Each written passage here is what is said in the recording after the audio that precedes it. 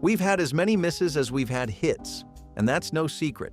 America's culinary history is full of train wrecks we're glad to have left behind, and if you're ever curious about how deep that wormhole goes, well, that's exactly what I'm here for. Tune in as we go through some Sunday suppers we're so glad we moved on from. A boiled calf's head used to be an American and European staple, and this was largely true for a big chunk of recent history.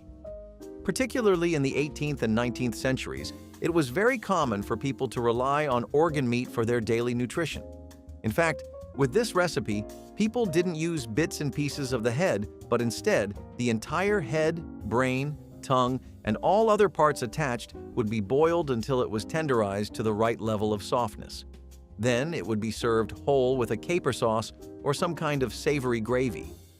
There were enough reasons why something like this was popular, mostly the fact that industrialized meat processing hadn't gotten everywhere and it was still in its baby stages, and refrigeration was just a far-off concept.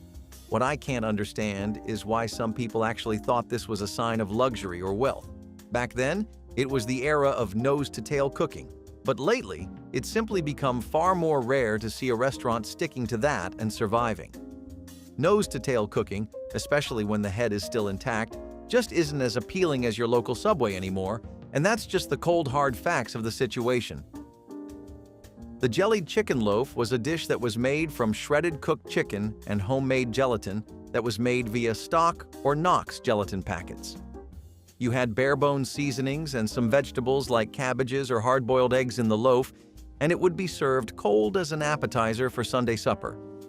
One of the reasons people would make this dish for Sunday is because it could be made in advance and it was okay to serve it cold, which really cut the work for a lot of home chefs. Plus, this recipe involved cheap cuts of meat, and it was very economical for a lot of people. In the middle of the 20th century, there was also a rise of gelatin-based Aspic dishes, but lately all that's gone in the opposite direction. Most people enjoy Jell-O in purely dessert forms now or as a quick snack. There's also just a general distaste for the texture, and for the amount of effort it takes, a lot of people think the idea of a cold jelly meat dish doesn't offer enough bang for your buck. Stuffed beef heart actually is as weird as it sounds. An entire beef heart had to be cleaned and stuffed before the dish was a meal, and while this might sound like some rich person's hobby, just collecting beef hearts to cook, it was actually a frugal meal. The heart was a very tough organ. It was covered by hard muscle and tissue that just made it very undesirable for customers and butchers alike. Most shops would discard it or sell it at a fraction of the price they were selling other things. Hence why a lot of people took to this, not out of a craving for beef heart, but just so they could stretch their paycheck a little longer. Again, nose-to-tail eating did decline, but even then, this is just as extreme as a calf's head. Why do we have to eat either the head or the heart? You tell me. Either way, I'm glad that this is out of style because I genuinely cannot imagine what I would do if I visited someone's palace and they served me a heart stuffed with cabbage, lettuce, and onions. Like, that's scary. Spam and Lima bean casserole is every bit the atrocity it sounds, and it's one of the worst things we've ever done as a country with Spam. A salty and processed pork product that was supposed to make life a lot more convenient for everyone wasn't supposed to be used like this, and I'm glad we can agree with that. Mostly. The middle of the 20th century was a scary time because it was wrought with economic strife. Your neighbor could genuinely ruin your entire week with one of these, especially because this was supposed to be a budget-friendly meal for families. Lima beans, cream sauce, and breadcrumbs or cheese. Who could possibly think that was a good idea? Spam just used to be so available that people were making anything, and the middle of the 20th century was also a time when casseroles were slowly reviving and fusion food was slowly beginning to take off too. But this isn't the direction you go in, and I'm glad people left this in the last century. It's still not as bad as the next one, though. No, very few things on this list are as bad as this one. Liver and banana casserole was definitely an event in American history. You would combine sliced liver with bananas that had been baked in either a creamy sauce or a really savory one, and then some versions even added cheese on top of it. What people would do to convince themselves that this was tolerable was remind themselves of the fact that the liver is a superfood. You can kind of eat healthy if you treat it like any other chore, right? You get lots of good things for time spent doing something you absolutely hate. Typical job experience, right? Not even that kind of practical rationale could help this dish. A lot of people immediately realized this was an absolute catastrophe that should not ever see the light of day. Fair play to them, not every experiment is going to give you lasagna or salmagundi. But this couldn't have possibly come at a worse time. The liver was already in the public eye for its metallic taste and how bold of a flavor it had, but this was just pushing more and more supporters away from the liver fandom. Then again, if that's the price we had to pay to make sure this thing stays dead, then so be it. Sardine whips were a dish that had the texture of a mousse but the taste of canned sardines. Whipped cream, gelatin, and cream cheese can work wonders in terms of texture. But when you throw something like sardines in there, you just ruin the whole thing. The mixture was also whipped to the moon and back until it was as light as a cloud. So, in terms of preparation, I think people did whatever they could to make this appetizing. Unfortunately, nothing can mask the stage-stealing taste of sardines, and I do not use that term in a good way. The fishy taste was way too overpowering for a lot of people, especially Americans who had grown up in the South or in places that did not have any fishing or seafood culture. What seafood people did like was typically grilled, roasted, or just fried. Gelatin-heavy party foods were also falling out of fashion, and those were just too many nails for this recipe's coffin. If you boiled cabbage in milk, you either were pretty bad at judging what a dish would end up tasting like, or you just had a fondness for experimenting. Cabbage and milk stew was this incredibly simple dish that you would make with butter, salt, and a bit of flour for thickening, but it was just that. Simple. Delicious? Good? Palatable? None of those things. The entire idea of this was that it was cheap, healthy, and took no effort or ingredients to make, which meant that it was something that was most popular in rough times. We talk a lot about the resilience of American people through the Depression, but we don't talk enough about how glad they were to leave meals like this behind once their situations improved. Nobody liked the thought of cabbage and milk stew after a long, hard day working and laboring or taking care of the kids and managing the house. The textures were really bad. Boiling cabbage meant that it would release a really pungent aroma. The texture of this was soggy, the taste was sour and bland, and there were just better ways of being healthy if that was your thing, especially with the advent of canning things. The mock duck was a substitute dish for duck meat, also made in times like the Great Depression, mostly because duck meat had become such a luxury. There was a type of gluten made out of wheat known as seitan, and you would roll that and stuff it to make this. Conceptually, I think people were trying to mimic duck breasts. You would pan-fry these just like them too, or roast them and serve with any kind of gravy. Now, this doesn't really sound that bad, right? Relatively normal compared to the rest of the nightmares we've been going through. Wrong? It was made of organic meat, or strictly vegetarian ingredients, both of which were really bad at capturing the texture or flavor of duck, or just coming anywhere close to it, really. The only momentum this dish had going for it was that veganism was on the rise thanks to health concerns, overfishing hazards, and environmental damages.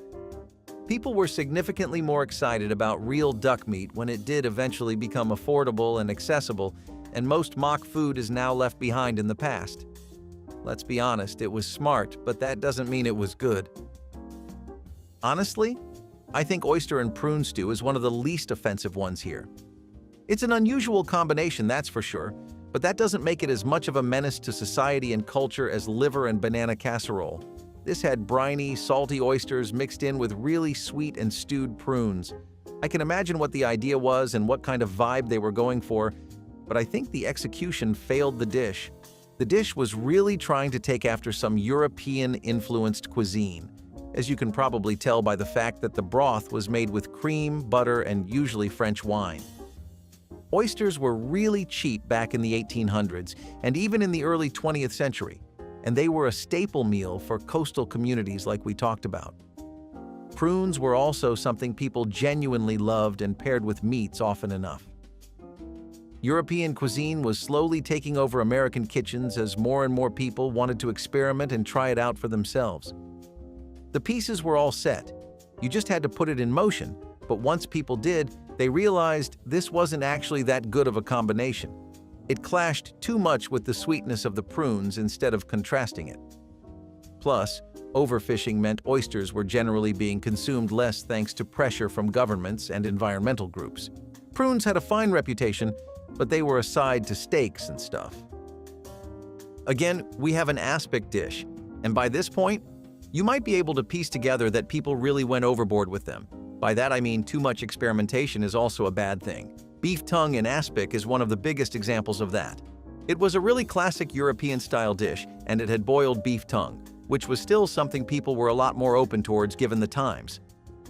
The issue started when people began to encase it in aspic, and the gelatin was also made from bone broth.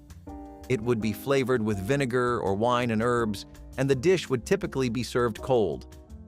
Now, I just want you to imagine that for a second. You're eating beef tongue, which is hard, chewy, and just foreign to you texture-wise, boiled, cold, and encased in jelly with distracting herbs thrown in. Can you actually believe this used to be something people had at formal dinners? I mean, I get throwing meat in a spick because it lasted longer and refrigerators weren't a thing, but this has to be some kind of food sadism. Hog maw was even worse. This was entirely the stomach lining of a pig. That's about as disgusting as it gets, but it gets worse when you get to the rest of the recipe. You would create this mixture of sausage, potatoes, onions, and spices, and then you would stuff the stomach lining with that. This wasn't the last step, since you had to boil it too. Now, some people baked it, but boiling it typically was the way to go because the stomach lining needed to be tenderized. This was something you would see a lot in Pennsylvania Dutch communities and Southern cooking. Some regional differences were things like whether or not the entire stomach would be served or whether it would just be used as a casing. Nose-to-tail eating had become extremely popular in the early parts of the 20th century because the mentality of not wasting a single bit of the animal was what kids had grown up on. Combine that with the fact that you'd be helping Dad out by taking one for the team and eating this with a smile, and you had both a logical and an emotional reason to force yourself through this. Even that couldn't save hog maw for too long because the preparation for it was just as much of a headache as eating it was, which really just made people question what they were even doing with this recipe anymore.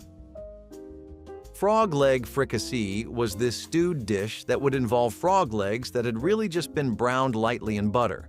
They were simmered in a really creamy sauce too, with wine, onions, garlic, and herbs. Doesn't sound bad, right? I'm sure a sizable amount of us have gone fishing for frogs, maybe even eaten a few in our lifetimes. At least our older viewers might be able to relate. The idea was basically that you would saute meat and stew it in this white sauce, and then you would use seasonings as per your taste. Most people kept it aromatic and herbal, but there were people who tried different spice rubs as well, typically in the South and Midwest. Wild frogs also used to be abundant in rural America in general, and a lot of people just thought they were a really convenient source of protein.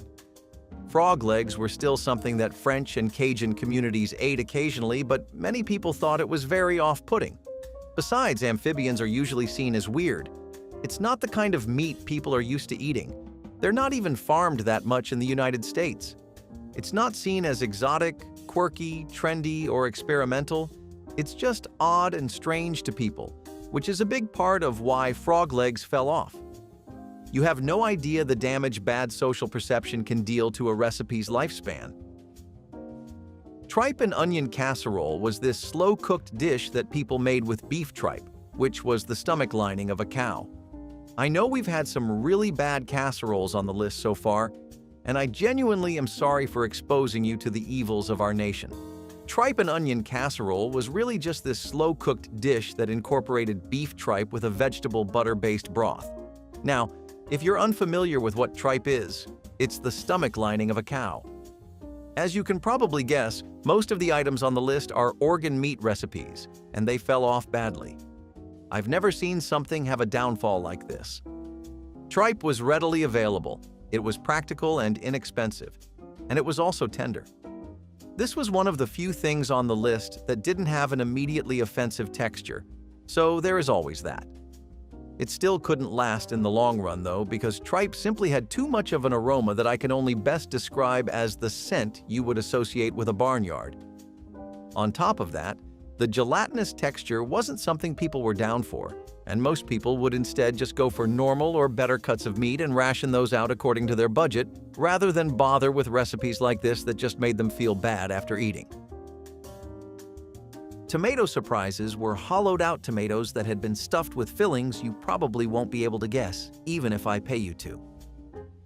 Hollowing out different kinds of vegetables, fruits, and peppers was a common and beloved culinary trend in America. But this was just taking things way too far. You know how some people just live for watching the world burn? I think whoever first came up with this recipe was the textbook definition of that personality type. For the atrocious fillings, you had tuna salad, shrimp salad, deviled ham, and eggs, and for the sweet ones, you had jellied fruit, cottage cheese, and whether or not you can believe it, marshmallows. It was actually considered a cocktail party snack at one point, and the entire idea behind naming it Tomato Surprises is that you really won't be able to tell what's in the damn thing. You'd be better off if you could, since then you'd know not to ever pick these up. Some foods should come with a warning, you know? Like, I get having creative party food, but you shouldn't sell your soul out just for that. Veal Kidney Pie was this savory meat pie that had been filled with sliced veal kidneys. And that's every bit as metallic as you're imagining. The fact that people would try to salvage it with onions, mushrooms, a rich brown gravy, and different kinds of herbs was really just a Band-Aid fix. Kidneys themselves are an organ meat that have an incredibly intense flavor, much like the liver does. You mix that in with more veal meat and savory ingredients, and you're honestly just going overboard. People didn't really realize that and thought that more might be better. Well, sometimes, less is more, and this is one of those times. Veal kidney pie really wasn't anyone's cup of tea. I mean, it was popular in some Southern and African American communities, but even then, that was like farmsteaders and people who had grown up on nose-to-tail cooking. Most of the general population aside from that was very much not accustomed to such overwhelming flavors and thought that this was too gamey for their preferences, and as a result, it ended up being left behind. Poached carp and milk was a dish that incorporated freshwater carp, which can be a really wonderful thing to work with. That is, if you know what you're doing, which the inventor of this dish clearly didn't. You gently simmer the carp in milk, and sometimes you throw in onions, bay leaves, nutmeg, or parsley, but the method was essentially just for softening the strong taste of the fish. Carps just look gentle. When you get to eat them, they can be just as overwhelming as any kidney pie or liver-based dish. It was really common to see this in Scandinavian and Eastern European cooking, but those were much different times. Carp used to be something people also relied on when they wanted to do nutritious cooking, but slowly, the poor fish would find that the cards were stacked up against it. Carp is a muddy-tasting fish, and it doesn't have a lot of goodwill with people. It's seen as unappetizing and bony, and there also just aren't that many chefs who specialize in making the most out of carp. Plus, as developments in fishing kept increasing, there were more easier and delicious options like blue crabs, for example. Nobody ever complained about blue crabs. Also, no one liked their fish poached in milk. Who thought of that? Seriously? Boiled eel with parsley sauce was this traditional British dish that should have just stayed there, honestly. While I'm all for cultural appreciation, sometimes they just don't have good ideas. Why would you want to skin and chop freshwater eel and then boil it? And then there's the sauces. A sauce is supposed to help make a good thing better. It can't make a bad thing good, even if you make it as flexible as possible. And most flexible sauces are bare bones with some citrus elements. You just don't manage to make the dish click. Eels had some practical reasons for being eaten, which was largely just the fact that they were extremely abundant in North American rivers, but eel was also really affordable in markets if you were not near a river. It had a lot of fat and enough protein for people to consider putting it in their diets. The free aspect was the biggest draw for the crowd, really. Unfortunately, that's always an advantage that people end up abusing maliciously because overfishing concerns were a big part of why this dish fell off. That and eels were both weird to eat and unappealing to look at. Eels were slimy, they looked like snakes, and they were not that appealing to most people who had grown up on meatloafs and sandwiches. There was also a distaste for boiled or steamed fish. which probably stemmed from the fact that people spammed that technique as much as they could during the Depression. Pickled pig's feet were a really common dish in the southern, Midwestern, and Appalachian areas, and they were even beloved by immigrant communities like the Pennsylvania Dutch. So why is this here? Despite the way that eating the entire pig was normalized in those regions and how cheap pigs' feet were, people soon began to get really tired of them. America as a whole started becoming a lot more curious about what lies outside of the typical practical cuisine they've cultivated. The cornbreads, the pig's feet, the chitlins, what else is out there? That's a big part of why offal and nose-to-tail eating started declining. There were also health concerns with pickled pig's feet.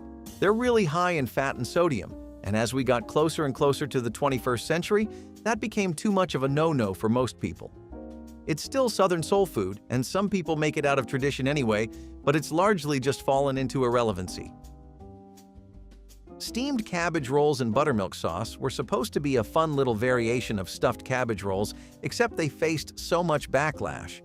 This was something that was a mixture of Scandinavian, Eastern European, and Mediterranean cuisines.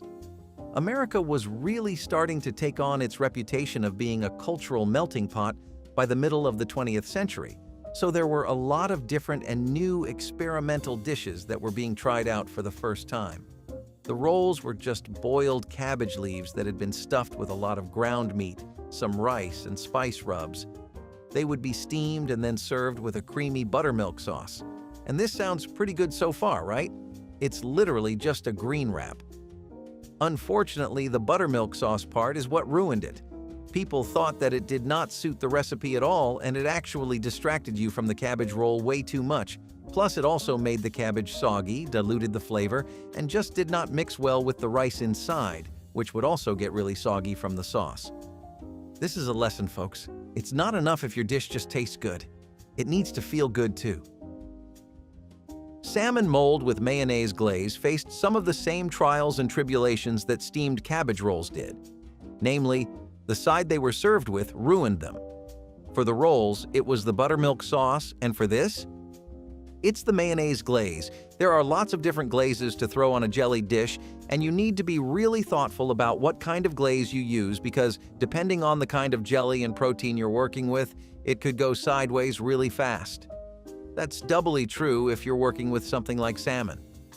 Jell-O and Knox gelatine were something people were okay with when they were at parties or their home, but they got sick of every new trendy food being another mold-based dish. People decided that if they were going to have a sustainable relationship with Jell-O, they would need to let go of all the savory stuff that didn't work. The 1930s to 1950s was also a period where people did nothing but use mayonnaise in whatever they could, and it honestly just didn't work. People began to be burned out from it, and they started to hate this dish, which was a mix of both things they were done with, Jell-O and mayo.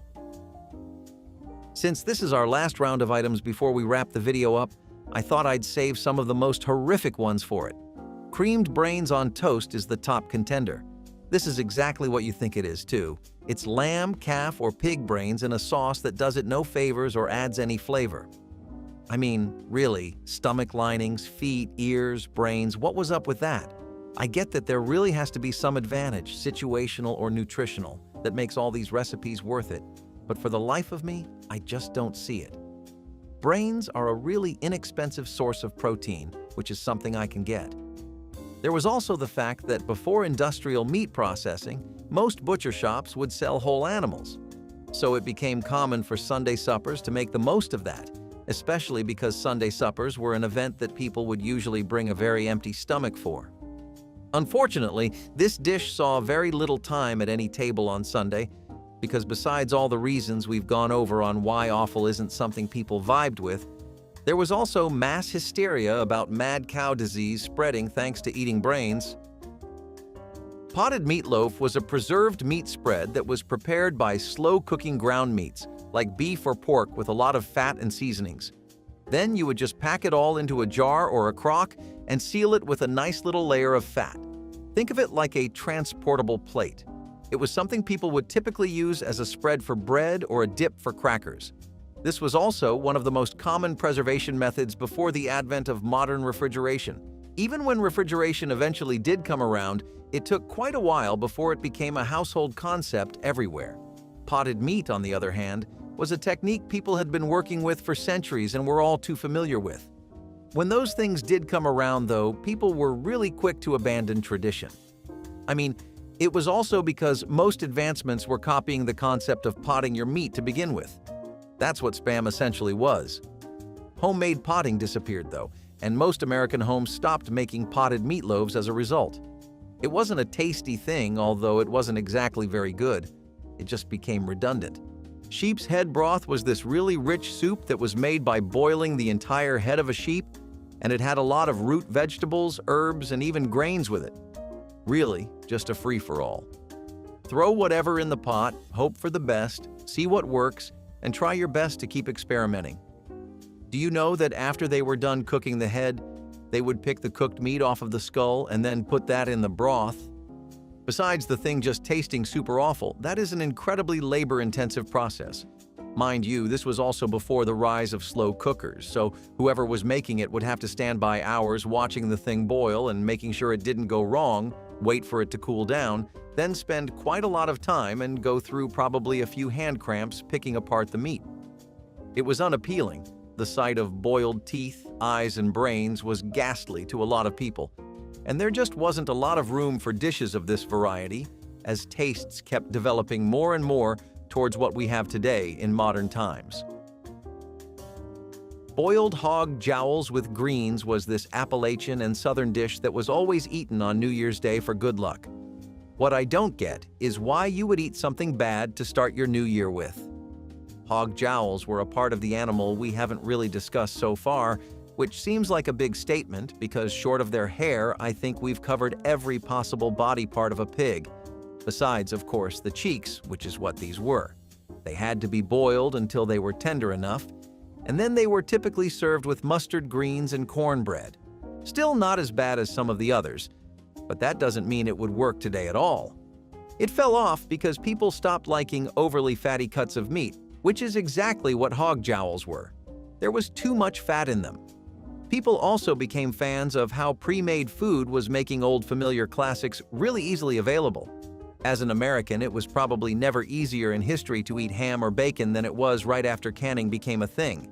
Plus, fans of Southern cuisine were realizing that despite their attachment to the way things have always been done in the kitchen, a lot of the recipes they were used to weren't going to keep up with modern times. They left behind things like jowls in favor of things like pork belly roasts. Stuffed cow udder is by far the worst thing on this list to me. Maybe you might not agree, but I have a feeling you will. This was yet again another European delicacy I wish we had left behind in that country, or at least not enabled in ours. It was made by boiling the udder of a cow until it was tender enough to bite and chew through. Then you would cut it open, stuffing it with a mixture of different kinds of things like herbs, eggs, breadcrumbs, and ground meat. You could either braise it or roast it, and it was also something that people considered a delicacy for rich people. The udder was actually one of the most protein-rich cuts you could come up with. It was very fatty, it was a regional specialty in places with high amounts of European populations, and it had a unique texture. People described it as being similar to sweetbreads. Unfortunately, besides the general distaste for eating every bit of an animal, the health concerns around America being a bit too addicted to fat, and the general lack of fans for this dish, it was also extremely hard to prepare. It wasn't something that needed a lot of skill, but it did need a lot of time and hard work. You had to soak the udder completely, clean it of all milk residue and other pollutants, and then boil it before it was just ready to cook. As work culture started to become more and more fast-paced, this slowly meant that people were not able to keep up with dishes like this. Simply, it was just way too much work for not even a fraction of the same reward, and that's kind of a bummer. When you work with a dish like this, you try to make it appeal to people as much as you can, because it's already starting off on thin ice. But I guess somebody didn't get that memo. Before I get into why it died down, first, I need to talk about what a Hamburger Helper even is. This was a packaged convenience food product that General Mills came up with in 1971, and it was a big part of their whole Betty Crocker shtick. The idea was to make something out of a pound of ground beef, and despite the name, there's no hamburger ingredients besides the beef. You had a box with dried pasta, rice, and a seasoning mix.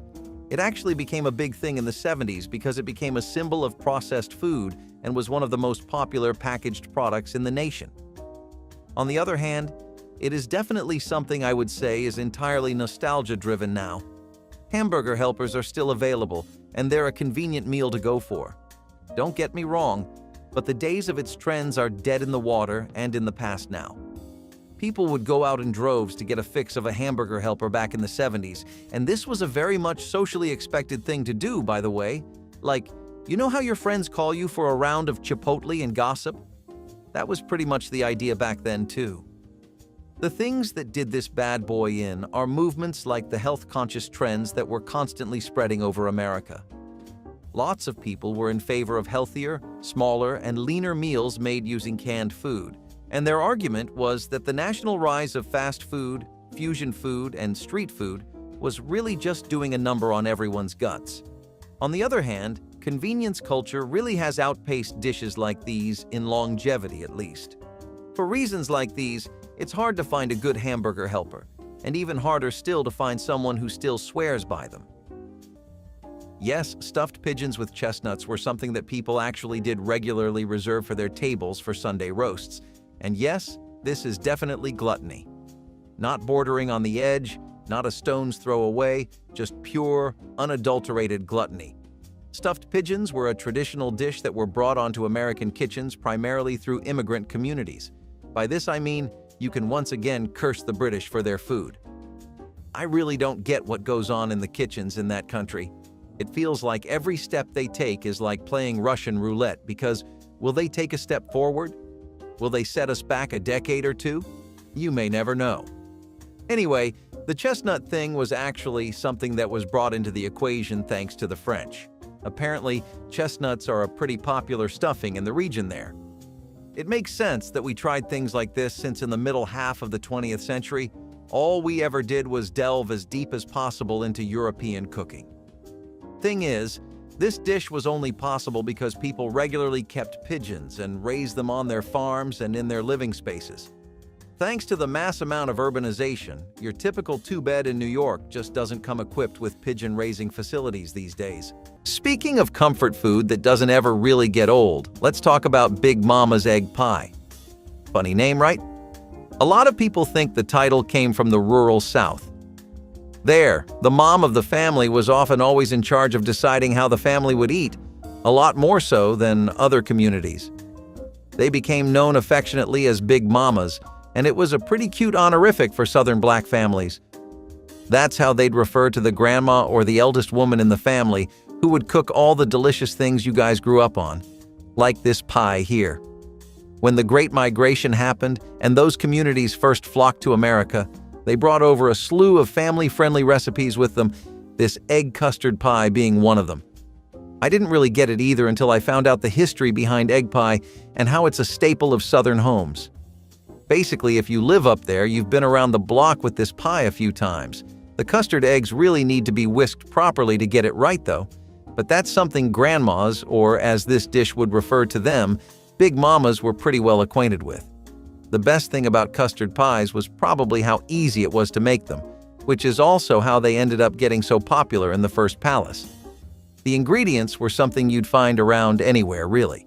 You don't get a gray hair cooking food for a family on a yearly basis and come out of it with no tricks with basic things. Pineapple and cheese casserole might sound like an identity crisis, but I promise it works. A combination of sweet pineapple chunks, shredded cheese, buttery crackers, and a hint of sugar made for an unexpectedly addictive flavor combo. It's like your grandma's kitchen all of a sudden decided to have a party without you. Sunday suppers often featured this Southern favorite alongside baked ham. The casserole's sweet and tangy notes paired well with the saltiness of the ham, and it was a hit at family gatherings and potlucks alike. It was one of those, is it a side or a dessert dishes that people would come back for seconds on. The origins of this quirky casserole are murky, but that's the Southern way of taking oddities and turning them into culinary gold. Cheese and pineapple? Sounds weird, tastes amazing. But add a crispy cracker topping and you've got a dish that is part comfort food and part conversation starter. Pineapple and cheese casserole may have fallen from the mainstream menu, but it's time to bring it back. Bring it to a potluck and serve it at your next holiday meal, but be prepared to explain why this unlikely pairing works so well. Spoiler, it's magic. Grits with cheese were one of the staples of Southern eating and culture for the longest time before Americans moved on from cornmeal. Hey, I get it. I'd probably tire of it if it was one of the only things I grew up on. People were just used to eating corn in all of its forms, and cornmeal was one of the most popular and normalized ones. As a result, cornmeal grits were common in most homes. Breakfast, lunch, or dinner, it really didn't matter. People could honestly just walk into a diner and expect them to serve grits. You didn't even have to take a look at the menu, since any roadside place worth its property value and salt would be serving one. Hell, they were easy enough to make at home. The cheese addition also made it a lot more palatable and made more Americans willing to try it. As far as Southern staples go, this one gets some use still, but only by old heads who remember the days of when you would have this for comfort food instead of a Big Mac and extra large fries. One of the soups that took off during the 1970s was stuffed cabbage soup. Remember how I said people really became besties with cabbage overall? Yeah, that meant that they were exploring its potential in every avenue of food known to the average American Joe. You had cabbage casseroles, cabbage stir-fries, cabbage stews, and now stuffed cabbage soup. I mean, on the one hand, it was boring as anything could be, and it really needed a lot of aromatics and seasonings to become something you could justify spending time on. On the other hand, it was dirty cheap, like unfairly cheap. And for some people, it was just free. That's right. If you had your own farmland with a crop-growing culture in your family, then you were likely raised growing cabbage, or at least having it in the home a lot. In rural areas, low-income ones and urban ones, for different reasons, whether it was the economics of it at all or the fact that modern American consumerism as they knew it was slowly heading to massive health problems for all participants, people flew like moths to cabbage soup. Spiced honey-glazed ham was a special one. It was one of the first few instances we had of spicy glazes or glazes in general being used in popular mainstream American traditions. Something breaking into the platform of Sunday roasts, potlucks, casserole Mondays, and church potlucks was always a big thing. It was basically the 20th century equivalent of someone getting a contract with the NBA right out of high school or landing a Tarantino production. It was your big break, your way to get your name out there in the industry. Dishes like these were some of the first things in the world that ever popularized honey glazes, which were really just a European concept for the most part until they became as big as they are now in America. Also, people just got tired of having the same old ham they were always used to. You need to switch things up, man. Keep it interesting. Take yourself out to a dinner you really like, and ham just isn't it. I mean, for breakfast, comfort food days, and intense cravings, I'm right there with you, but there's no sense in sticking to tradition so much you ignore the good ideas out there, right? Would you say you're the type to experiment? And if so, are glazes something you'd play around with? Okay, I know you're getting just a little bit tired of hearing about the South, but it's not my fault that so many of America's best hits in the 20th century, like Southern sweet tea, are from there. Sure, they might be mostly forgotten now, but if you go just a little back into their heyday, you'll find one of the tea from the most well-detailed and in-depth cups of tea you'll ever have. While the only ones you'd find these days having a genuine cup of green tea are suburban wives who have the time to spend fine-tuning every part of their health, or men who think herbal green teas excuse pounds of bacon and beers over the weekend, Southern sweet tea became a classic for a good reason. That reason was the Prohibition, when alcohol in general was banned for 13 straight years. Back then, people didn't have non-alcoholic beverages like they do today. Sure, there was root beer, but who really cares about that besides 16-year-olds? And don't even get me started on how awful non-alcoholic wine used to be. There was one savior that was slowly making its way into the social zeitgeist of American cooking, though. That was black tea. Because while Americans usually had green tea right from China, after the war, America and China weren't so friendly. As a result, they didn't share much either. They then started importing black tea from Sri Lanka and India, which was popularized as sweet tea in the South due to the insane amount of sugar and sometimes corn syrup they would add to this. It would be added hot, then served over ice, so it was really a great alternative to alcohol. It had everything you wanted in tea, and it worked really well if you added lemon into it too. Let's start with a dish that might sound like a dare: beef tongue stew. I can tell you before you wrinkle your nose, this was the kind of meal that made families sit up and ask for seconds. Beef tongue simmers low and slow with onions, carrots, and potatoes, becoming tender slices of savory goodness. Pot roast with a little extra, wow, really? On the side, basically. The beef tongue was a budget-friendly protein back in the day and didn't skimp on flavor. When you were trying to stretch a meal without sacrificing heartiness, it was a kitchen MVP for Sunday suppers. The trick was boiling the tongue until tender, peeling off the outer skin, not as gross as it sounds, I promise, and letting the tongue soak up the rich, brothy stew. When people started preferring pre-packaged convenience over kitchen craftiness, this dish fell off the map. Beef tongue stew is a culinary throwback, but if you can find a tongue at your butcher or muster the courage to try one, then it's worth exploring. It's earthy, tender, and the sort of meal that makes you feel tied to a simpler, thriftier time. Who knows? It could become your next Sunday's favorite. Another thing that was really exclusive to the 1970s was the country's rediscovered love for casseroles. Things like hot dog casseroles are just proof of this all around. But really, you had a casserole for just about every fruit, ingredient, and meat you had ever heard of. The deal with this one is that it was a cheap casserole and a super beginner-friendly one. Seriously, your nephew could make this if you gave him honest instructions and believed in him enough. I mean, what really is there to do? You just take the pasta and the hot dogs, layer them casserole style, and pop them in the oven. Bam, you're done. And now you have enough food to either share with the family twice over or enough to last you the entire day and then some. Casseroles were super easy to make, convenient, and usually affordable, but could be made with super fancy ingredients if you were feeling like pushing your wallet and could fit just about any taste palette in the entire country. That made them pretty damn hard to beat.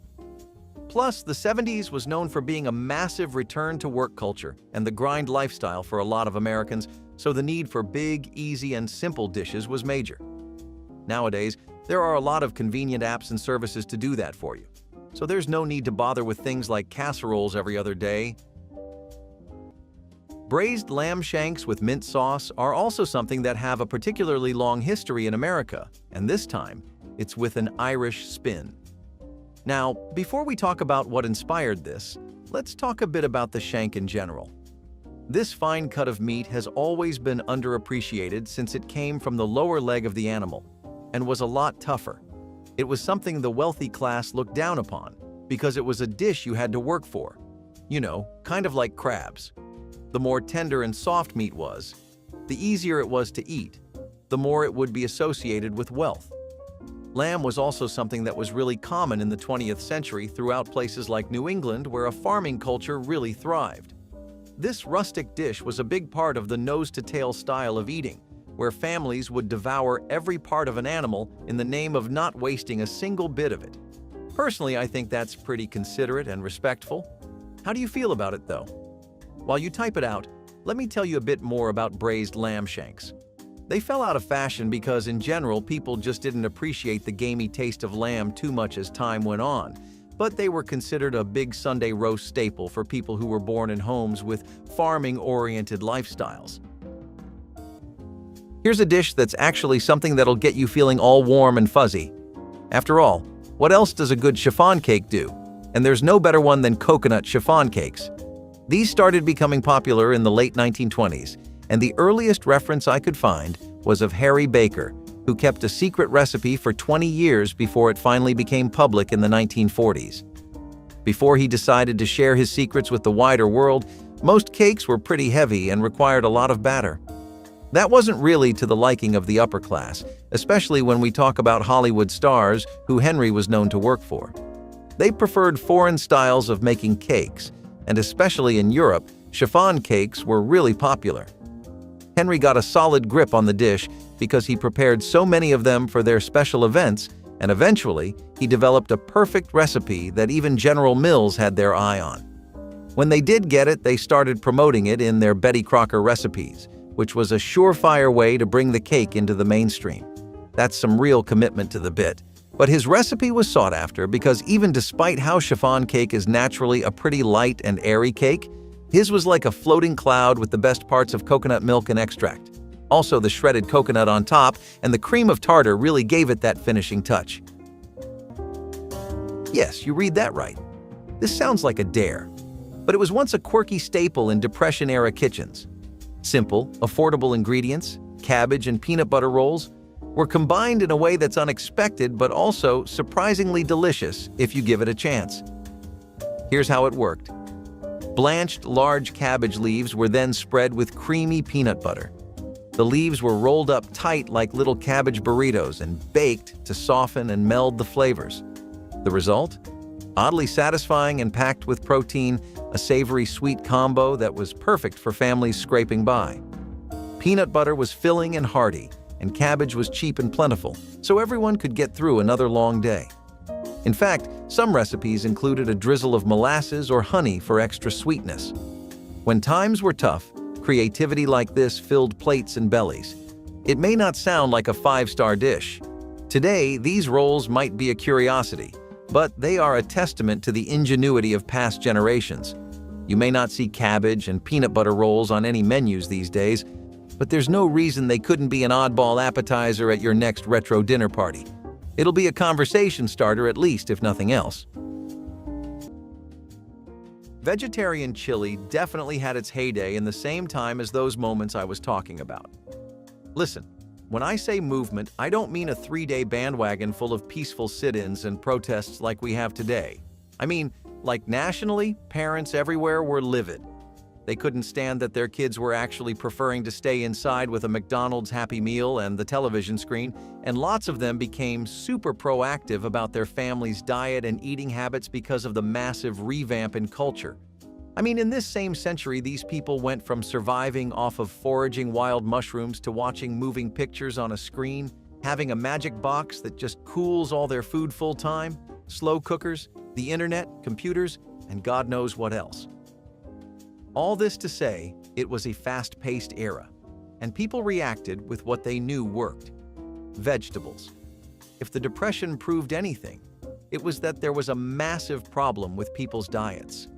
It wasn't economical, and it definitely wasn't healthy, and the alternative wasn't as impossible to switch to as most people would have you believe. Circumstances like this saw the rise of vegetarian chili and vegan cookbooks, but unfortunately, it couldn't make the cut, especially in the South, where people just outright rejected it. You know, guys back in the day used to hunt feral pigs and make wild boar shoulder roasts out of them. Nowadays, they listen to Andrew Tate. You gotta start wondering where we went wrong with everything. No, but really, wild boar shoulder roasts were a thing. And not only were they a thing with a lot of historical and culinary reference. So basically, a super important thing. The dish was a heritage of regional cooking that blended the best and most practical parts of Southern and Native American influences. Wild boars aren't something that were native to America, and indigenous people were the ones who were the most proficient hunters. They were also the ones who did the most experimenting and found out that things like smoking and roasting work really well here. You might think, but if they aren't native, how come so many are there in the South? Well, that has to do with how boars were introduced by Spanish explorers in the 1500s. Basically, those boars had escaped into the southern side of the country, and that's why you see so many in the South. Wild boar became a sign of bounty and became associated with feasts, holidays, and eventually roasts. But we've really moved away from hunting as a country. Whether you call it Holly Dolly bars or 7 layers, everyone has a fond memory of the biscuits we will talk about now. Hello Dolly bars were one of the nicest treats made by graham cracker crumbs, chocolate chips, sweetened condensed milk, and some of the freshest butterscotch chips you can imagine. This is a pretty vintage recipe. It goes back all the way to the 1960s. They gained a lot of attention as a bake sale treat that kids would peddle for a modest price. It's kind of like a good mix between a biscuit and a yeast roll, but its real charm is in how soft it is. The rise on these biscuits thanks to the yeast and the baking powder is something you can't match with any other biscuit on the market. Onion pie doesn't sound like a headliner, but this savory masterpiece was a Sunday supper hero in its day. A humble but luxurious dish of caramelized onions, rich cream, and flaky crust came together in layers. This was the kind of meal you closed your eyes and savored every bite. This pie wasn't only delicious, it was practical. Onions were cheap, easy to store, and full of flavor, so they were a staple ingredient for frugal home cooks. Simple pantry staples were often enriched with eggs, cream, and a dash of nutmeg or cheese, making it feel like something special. Savory tarts were a common way to showcase vegetables, and onion pie's roots can be traced back to European cooking, especially in Germany and France. Immigrants brought the idea to America, and it became a comforting staple in farming communities where onions were plentiful. Onion pie has all but disappeared from today's dinner tables, but it's worth rediscovering. Serve it with a fresh green salad or alongside roasted meats for a Sunday supper that's as timeless as it is delicious. Trust me, this pie is not boring at all. It's a flavor bomb in disguise. Again, disrespecting an icon has never been my scene, but I just don't think peanut butter sandwiches are anyone's go-to breakfast anymore like they used to be in the 70s. Really, when was the last time you stopped and made yourself a genuine peanut butter sandwich you were looking forward to right before heading out for work or college or whatever it is? People would much rather prefer to either grab some takeout, get a cute little coffee these days, or just take their Stanley bottle with whatever electrolyte-boosting drink of the day they have. Don't get me wrong, kids and teens will still eat these up, and they make for some amazing late-night snacks. But I feel like overall, we've started to move on a bit from the days where peanut butter sandwiches were reigning supreme over all else, you know? But hey, if you feel differently, please make that known in the comments. Some traditions die super hard though. Braised oxtail roast and oxtail in general is something you probably never will be able to separate from the African American community here at any point in time. Hey, it's not like other people don't enjoy it, but if you want your oxtail done right, authentic and exploding with flavor, you best go to a black mom. You might be wondering where the roots of all this stem from. Well, besides just how oxtail was given to slaves because it wasn't as desirable of a cut of meat as others, African American cuisine often takes on a lot of influence from West African culinary traditions too. Lots of dishes like egusi stew, for example, also feature bone-in cuts of meat. Braised oxtail roasts, on the other hand, were a stew that was just really hard to beat. After emancipation, most African American communities started to rely on oxtail a lot, and braised oxtail roasts became a key part of Sunday roast culture for a lot of families. It's still probably the most prevalent thing on the list today, at least for now. Journey cakes, Johnny cakes, whatever ancient name you know them by, this is another example of Americans trying to keep the love of sausages alive by putting new spins on dishes. Sometimes they were new ones. Sometimes they were ones that already existed for a while. A lot of people were pretty familiar with Johnny cakes already, but the sausage version was something that was made by the people of North America. They started off with the indigenous communities over there, and ground corn was a big part of their daily routine. They started using ground corn to make these flatbreads, which were the basic breakfasts in North America. Eventually, farmers started getting their hands on a bit more pork than before, and thus sausages were brought into the mix. It's really a great lunch or breakfast, doesn't bloat you, doesn't leave you running close to empty still, and feels great while tasting delicious. People kind of debate where the name came from though. There wasn't really a Johnny that made this dish popular, nor was there any kind of historic or iconic journey that it was popular with. I guess maybe you could call it an offshoot of Jonakin, which was a New England term that was used for cornmeal cakes and the like, but then again, it's not really the same. Either way, what we're concerned about is how it takes a sausage and makes it shine. It didn't start out this way, as in the North it was really just more corn than sausages. When it hit New England, it was a breakfast meal that would come with molasses or syrup. In the South, you'd instead have cornmeal pancakes, and over time, more and more breakfast items kept getting tacked onto the dish until we hit sausages. Spam casserole might not have been glamorous, but it was a Sunday night legend.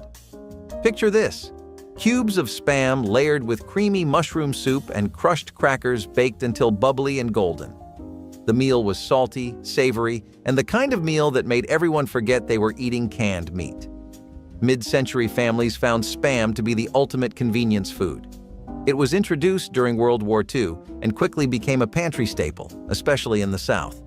It was the perfect way to stretch it into a hearty meal that fed a crowd in a casserole. Canned green beans or a sprinkle of cheddar, and you had a dish that felt like a celebration. Spam casserole was so iconic because it was so simple. There were no fancy ingredients, no complicated steps, just a can opener, a casserole dish, and a little creativity. It also had that irresistible combination of crispy topping and creamy filling that made casseroles so popular. Spam may not be as cool as it once was, but this casserole is a sentimental nod to a simpler time when families conjured magic from pantry staples. Bring out your retro recipe cards and give it a go. Who knows? It might just win you over. Despite what I just described about the 70s with casserole, you gotta believe me when I say something like zucchini fritters was also at the forefront of the entire decade. That's the thing about the 70s. It's just got so much going on that you can't box it into any single trend or sentiment that was spreading like wildfire. I mean, sure, there was an immense crowd that deeply preferred casserole-style dishes, and they stuck to that belief hardcore, but there was also a big chunk of America that was tired of the high-calorie, high-prep lifestyle of making big dishes that would last you a while. They wanted to switch to greener food that would help keep them lean, and food that would also work with the party culture that was getting so popular during the 70s. People wanted bite-sized snacks they could gobble up when they were tipsy at parties, not big banquet dinners they had to sit down for and really make space for. Lots of people were treating eating as an excuse to socialize and go out, instead of finding genuine new food or eating for sustenance like in the first half of the 20th century. Roasted capon with sage butter is a bit of a shocker. Basically, it's a castrated rooster that was raised purely for slaughter. This used to be a centerpiece dish for everything related to Sunday roast dinner, festivals, celebrations, and more, but slowly over time, this kind of stuff really went out of fashion. The rooster has to be castrated at a young age, and the reason they do this is because then they don't really produce testosterone anymore. As a result, the bird tends to grow larger, with a bigger fat content and more tender meat. Capons became a symbol of luxury exactly because of these qualities. They were seen as a superior bird with a lot of richness. There was also the fact that the overall taste just wasn't that gamey, which honestly made it fit so many people's palates. This entire practice of caponizing a rooster is something that first started in ancient Rome, and there are even agricultural texts that describe the process. From there, it found its way to Europe, and naturally, they eventually brought it over to us. You can expect a buttery flavor and a very, very crispy skin and tender inside, but thanks to industrial poultry farming and changing tastes, even these outstanding qualities couldn't keep it in the game forever. Your grandma's gingerbread pancakes were a very special type of spiced pancake that had flavors like ginger and cinnamon, plus molasses too.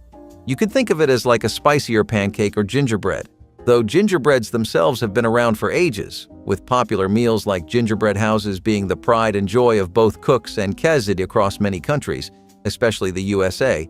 This fusion of both gingerbreads and pancakes happened as a result of fusion food culture in the 1930s to 1970s. People loved to mix and match pre-existing dishes to create wacky combos, and sometimes you got pizza burgers, which weren't really that much of a hit, and sometimes you got gingerbread pancakes. It was like Russian roulette, but with food, and despite how these only came around in the middle of the 1950s, they really held their own. It became something that families could enjoy on a budget because it really didn't take anything. But it was a recipe that was in its glory days during the start of the 19th century. That's why only grandmas and the like remembered it. It has all the sweetness of a regular pancake, but it has a slightly spicier aftertaste too, thanks to the cinnamon and ginger. Scrapple is the answer if you've ever wondered what happens to all the pork parts nobody wants to talk about. This zero-waste dish is the ultimate pork scraps, cornmeal, and spices combined into a savory loaf that's sliced and fried until crispy. Scrapple is Pennsylvania Dutch kitchen hailing, designed to stretch a small budget and a whole hog. It's got the texture of a crisp-edged pancake and the heartiness of sausage, making it great for breakfast or dinner. Hot, with a drizzle of maple syrup or a dollop of apple butter is best, though the purists say that ketchup is the only way. One of Scrapple's biggest charms is its versatility. You can eat it sweet, savory, or somewhere in between. Its name doesn't exactly roll off the tongue as gourmet, but Scrapple has a rustic appeal that has kept it alive in some corners of the country. For some, it's nostalgic. For others, mysterious. But it's definitely food with a story to tell. Scrapple, though it's not so much a thing these days, deserves a comeback, if only for its use of everything but the oink. It's a poor man's pâté or an ancestor of food sustainability, but it's proof that resourcefulness can be delicious. Now, aren't you thanking God that no one makes these dishes for supper anymore? Comment which dish was the weirdest to you and don't forget to like and subscribe.